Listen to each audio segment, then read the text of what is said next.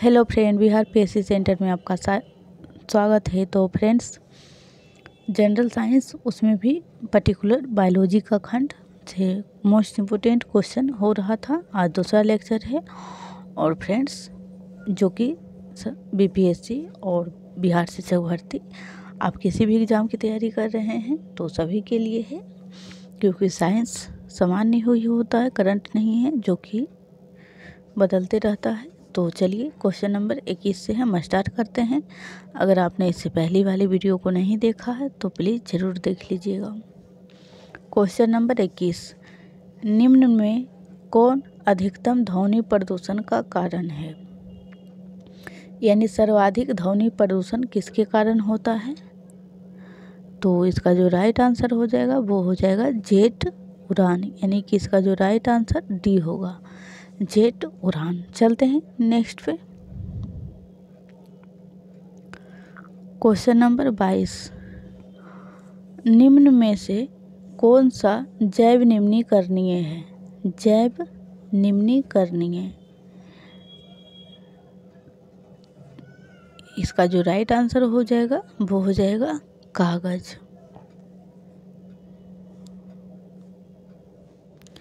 चलते हैं नेक्स्ट पे।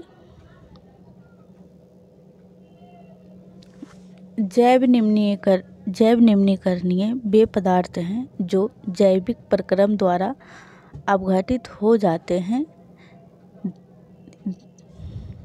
और ये लिखा हुआ है कि दिए गए विकल्पों में, यानी बस आप इतना ध्यान रखिए कि जैव निम्नीकरणीय वे पदार्थ हैं जो जैविक प्रक्रम के द्वारा अपघटित हो जाते हैं खुद ब खुद। चलते हैं नेक्स्ट क्वेश्चन नंबर 23, मछलियों से संबंधित अध्ययन कहलाता है।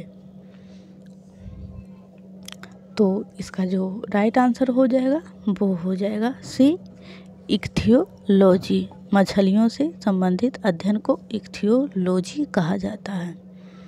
चलते हैं नेक्स्ट पे। क्वेश्चन नंबर 24, डीएनए की संरचना को सबसे पहले किसने रेखांकित किया था? ध्यान रखिएगा, सबसे पहले।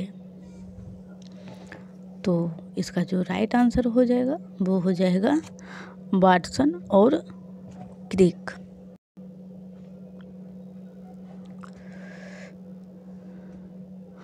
और कब किया था? तो वाटसन और क्रिक के द्वारा सन 1953 में किया गया था। यहाँ पे सन 1953 में किया गया, और इस खोज के लिए उन्हें 1962 में नोबेल पुरस्कार से सम्मानित किया गया। खोज कब हुआ? तो 1953, और नोबेल पुरस्कार कब दिया गया? तो 1962। चलते हैं नेक्स्ट पे। क्वेश्चन नंबर 25, लेप्रासीबेसिलम का आविष्कार किया था। तो लेप्रासीबेसिलम का जो आविष्कार किया था वो थे हैंसेन ने, यानी कि राइट आंसर बी हो जाएगा। हैंसेन के द्वारा खोज किया गया था लेप्रासीबेसिलम।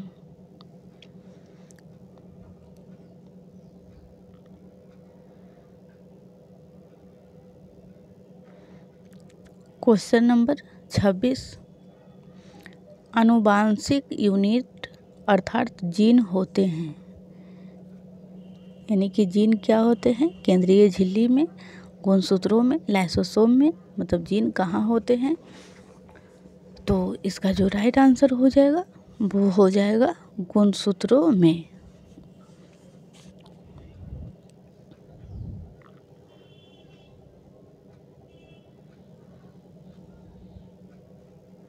क्वेश्चन नंबर 27, निम्न में से कौन सी व्याधि आनुवांशिक है? यानी कि कौन सा जो रोग है वो आनुवांशिक है, यही पूछा जा रहा है। तो इसका जो राइट आंसर हो जाएगा वो हो जाएगा हीमोफीलिया होगा। फ्रेंड्स, यहाँ लिखा होमोफीलिया, होमोफीलिया या फिर हीमोफीलिया। तो इसका राइट आंसर ए हो जाएगा। ये एक आनुवांशिक रोग है।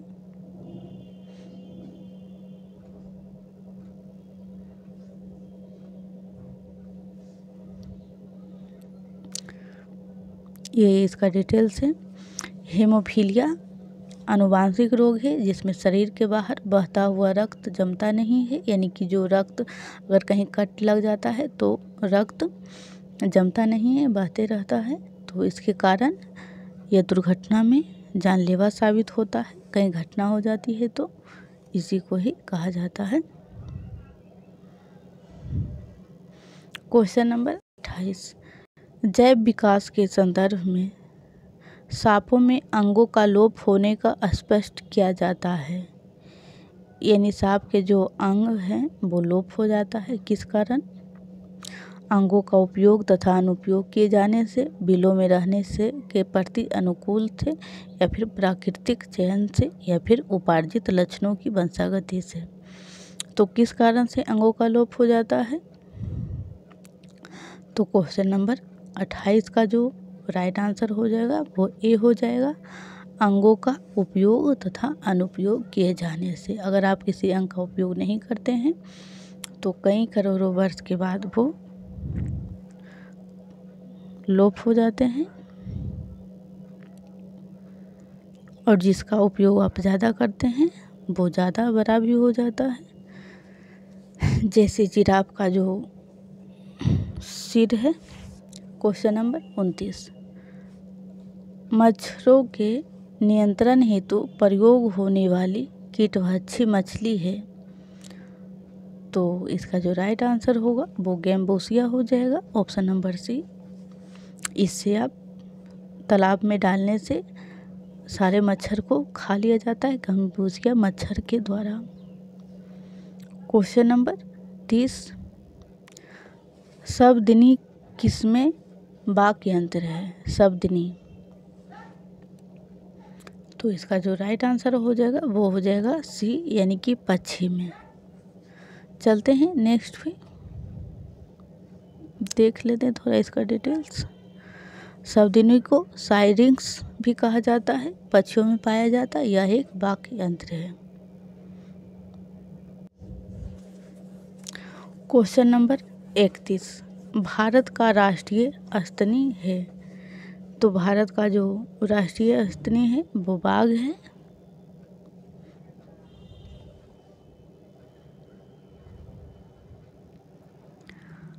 क्वेश्चन नंबर 32, डायनासोरस थे, यानी कि डायनासोर जो थे वो क्या थे? अंडा देने वाली थी, स्तनपायी थी, या फिर सरीसृप की श्रेणी में आती थी? तो इसका जो राइट आंसर हो जाएगा वो हो जाएगा सरीसृप, जो लुप्त हो गए हैं। चलते हैं नेक्स्ट पे।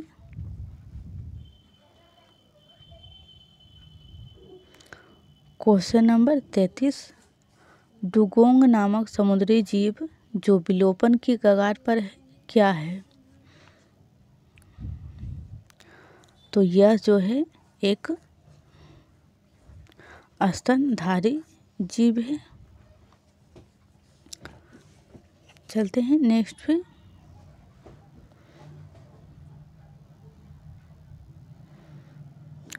यहाँ पे डिटेल्स है इसका। डुगोंग जो है एक मध्यम आकार का समुद्री स्तनधारी प्राणी है जो विश्व के कई भागों में समुद्री तटीय क्षेत्रों के जल में पाया जाता है। चलते हैं नेक्स्ट पे। एक साल पहले यानी कि 2022-21 में चर्चा में भी था, तमिलनाडु में इसका संरक्षण किया गया था। क्वेश्चन नंबर 34, निम्नलिखित में से कौन सा एक भारत का राष्ट्रीय जलीय प्राणी है? यानी कि भारत का राष्ट्रीय जलीय प्राणी है। तो इसका राइट आंसर ऑप्शन नंबर, एक मिनट फ्रेंड्स, निम्नलिखित में से कौन सा एक भारत का राष्ट्रीय जलीय प्राणी है? तो इसका राइट आंसर ए हो जाएगा।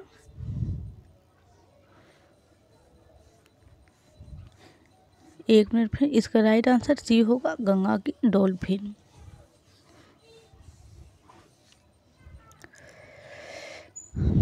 इसका राइट आंसर क्वेश्चन नंबर 34 का सी होगा।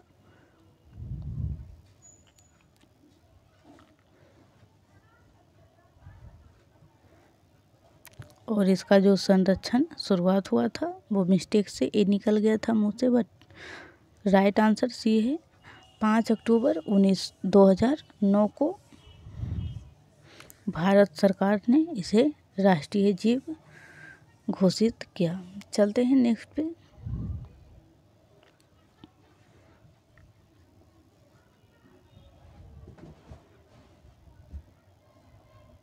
क्वेश्चन नंबर 35, मानव शरीर के किस अंग की हड्डी सबसे लंबी होती है? तो इसका राइट आंसर बी हो जाएगा, जांघ। फ्रेंड्स, अगर आपको वीडियो अच्छा लगे तो प्लीज़ लाइक ज़रूर करिएगा, और चैनल पे पहली बार आए हैं तो चैनल को सब्सक्राइब ज़रूर करिएगा, और हमें कमेंट करके आप ज़रूर बताइएगा कि आपको क्लास कैसी लगी है। और इससे पहली वाली वीडियो को अगर आपने नहीं देखा तो प्लीज़ आप ज़रूर देख लीजिएगा। बायोलॉजी से जितने भी मोस्ट इम्पोर्टेंट क्वेश्चन बन सकता है सभी को कवर करवा लिया जाएगा। कम से कम 700 सिर्फ बायोलॉजी से MCQ बन सकता है। क्वेश्चन नंबर 36, पित्त निम्न में से किसके द्वारा पैदा किया जाता है? यानी कि वो उत्पन्न कहीं और से होता है और स्टोर कहीं और किया जाता है। तो उत्पन्न कहाँ से होता है? तो यकृत से उत्पन्न होता है, यकृत से, और जो जमा होता है वो पित्ताशय में। तो ध्यान रखिएगा, दोनों क्वेश्चन दो तरीके से एग्जाम में पूछा जाता है।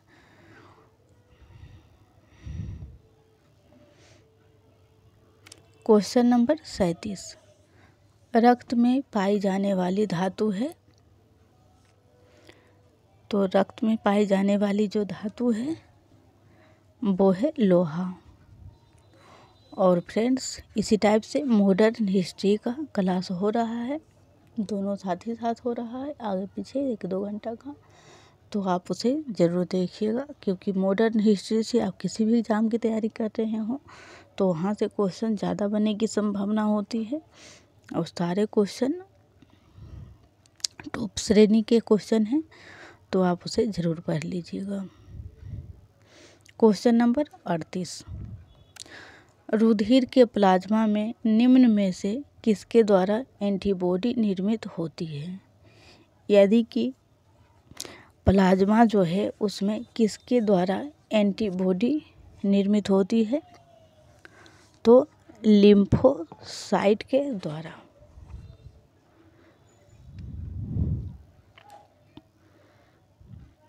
क्वेश्चन नंबर 39, निम्नलिखित में से कौन सा ब्लड ग्रुप सर्वव्यापक ग्रहता रखता है? यानी कौन से ब्लड ग्रुप हैं जो सर्वव्यापी मतलब ग्रहण करने वाला है? इसका जो राइट आंसर होगा ऑप्शन नंबर सी हो जाएगा, ए बी जो है वो सर्वग्राही है। चलते हैं नेक्स्ट पे।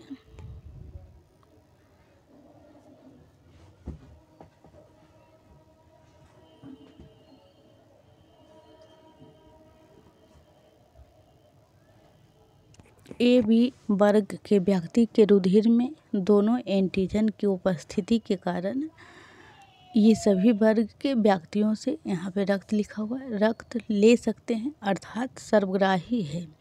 जबकि दोनों एंटीजन की उपस्थिति के कारण ही अन्य व्यक्तियों के लिए इनका रुधिर निरर्थक होगा। ध्यातव्य है कि O वर्ग के व्यक्ति सर्वधाता रक्त समूह वाले कहे जाते हैं। O वर्ग ग्रुप जो है वो सभी को दे सकता है, और ये भी जो है वो सभी का रक्त ले सकता है। क्वेश्चन बस इतना ही था। क्वेश्चन नंबर 40, क्रेब्स चक्र में किसका संश्लेषण होता है? तो क्रेब्स चक्र में जो संश्लेषण होता है वो होता है पायरुविक अम्ल का। तो फ्रेंड्स, आज का ये लास्ट क्वेश्चन था। फिर मिलते हैं कल, तब तक आप पढ़ते रहें, प्रीवियस वीडियो को रिवीजन ज़रूर करें, और चैनल को सब्सक्राइब नहीं किए हैं तो प्लीज़ सब्सक्राइब ज़रूर कर लें।